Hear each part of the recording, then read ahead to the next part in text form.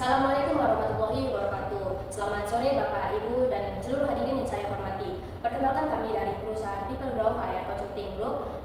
Pada hari ini kami akan mempresentasikan hasil kajian mengenai karir manajemen and succession planning di Universitas Negeri Padang. Sebelum itu, saya akan memperkenalkan tim dari perusahaan People Grow, yaitu saya sendiri, Indah Wulandari Nasution, dan rekan saya, Lufia Zami, Keza Febriana, Cinti Samyuti, Zahra Crazy.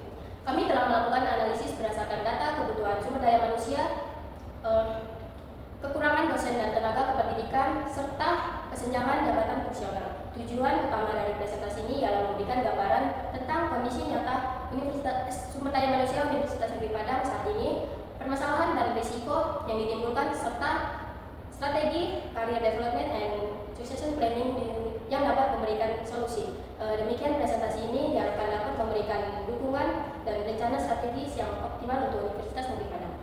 Selanjutnya saya akan menjelaskan tentang analisis karir, analisis berdasarkan rencana strategis. Pada slide ini, kami memaparkan bagaimana kondisi karir dosen Universitas Negeri Padang dibandingkan dengan target Resrat tahun 2020 sampai 2024. Universitas Negeri Padang menargetkan peningkatan jumlah guru besar, rektor kepala, dan dosen S3 sebesar 10% setiap tahun. Namun, target ini cukup ambisius karena proses kenaikan jabatan fungsional sangat ketat di pengadaan dosen S3 juga terbatas. Nah, Bapak Ibu bisa melihat pada tabel ini terlihat jelas bahwa setiap fakultas memiliki kesenjangan kualifikasi yang cukup besar. Nah, pada contohnya yaitu FMIPA, kekurangannya 132 dosen berkualifikasi S2 dan S3, dan FBS 130 orang, dan selanjutnya FIK 27 orang. Kondisi ini menunjukkan bahwa kebutuhan penguatan sumber daya manusia masih sangat tinggi. Bapak Ibu bisa lihat pada bagian isu dan dampak, terlihat bahwa kekurangan dosen S3 menyebabkan karir dosen banyak yang terhambat, terutama untuk mencapai jabatan rektor kepala dan guru besar. Selain itu, banyak program studi kekurangan lebih dari 10 dosen, sehingga beban mengajar meningkat dan berisiko pada akreditasi. Ditambah lagi, adanya ketimpangan antara fakultas dan strategi pengembangan karir tidak bisa disamaratakan, melainkan perlu disesuaikan dengan kebutuhan masing-masing fakultas. Pada slide ini kita melihat gambaran lengkap mengenai jalur karir dosen dan jalur karir tenaga kependidikan di UNP. Yang sebelah kanan saya itu ada jalur karir dosen, dimulai dari asisten dosen sebagai posisi awal untuk bertugas mendukung dosen. Selanjutnya dosen naik lagi menjadi lektor, naik lagi menjadi lektor kepala, hingga yang lebih tertinggi yaitu guru besar. Setiap tingkat membutuhkan persyaratan yang semakin tinggi, terutama terkait penelitian, pendidikan, dan prestasi akademik. Di sisi kiri saya ada jalur karir tenaga kependidikan. Tenaga kependidikan juga ditampilkan secara berurutan mulai dari junior staff, tenaga administrasi, pengelolaan program, hingga yang lebih tertinggi yaitu manajer. Kenaikan jenjang ini menunjukkan peningkatan tanggung jawab mulai dari pekerjaan, administrasi, hingga pengelolaan program dan pendidikan. Secara keseluruhan, slide ini menunjukkan bahwa baiknya dengan dosen maupun tenaga kependidikan memiliki jalur karir yang jelas dan terstruktur, sehingga bisa menjadi dasar dalam perencanaan pengembangan sumber daya manusia ke depan. Nah, selanjutnya saya akan menjelaskan mengenai peta suksesi. Nah, mari kita lihat peta suksesi dosen di bagian kanan, di mana karir dosen ini memiliki dua pilar utama yang dimulai dari satu titik, yaitu dosen. Nah, pilar pertama yaitu jalur fungsional atau akademik dapat kita lihat pada sisi kiri bagian dosen, di mana dimulai dari asisten ahli, lalu naik ke lektor, dari lektor naik ke lektor kepala, dan puncak tertingginya yaitu guru besar.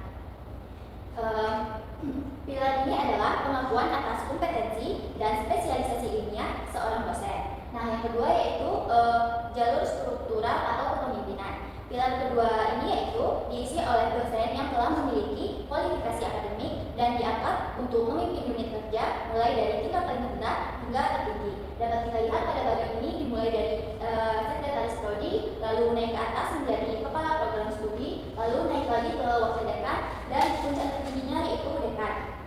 Nah, jalur pimpinan tertinggi ini berlanjut dari dekan naik ke wakil rektor 2, lalu naik ke wakil rektor 1, dan puncak tertingginya yaitu rektor. Nah, apa sih hubungan antar jalur ini? Kedua jalur ini bertemu di mana ketika seseorang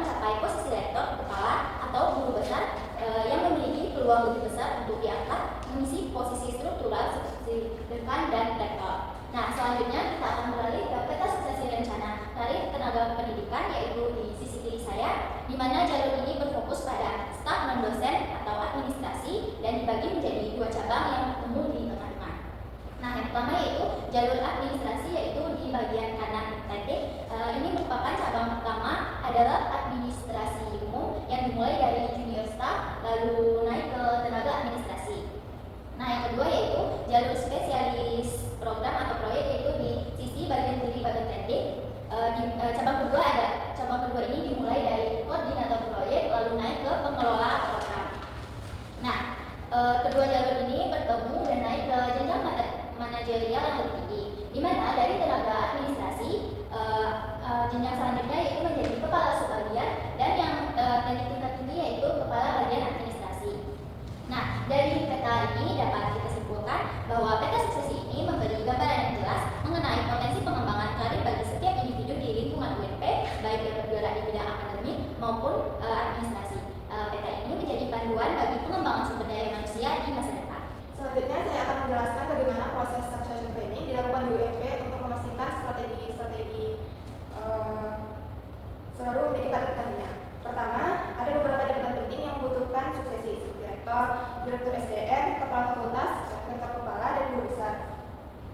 Untuk dapat masuk ke dalam talent pool, kandidat harus memenuhi beberapa kriteria, seperti kualifikasi, pendidikan minimal S2 untuk dosen, dan S3 untuk jabatan strategis.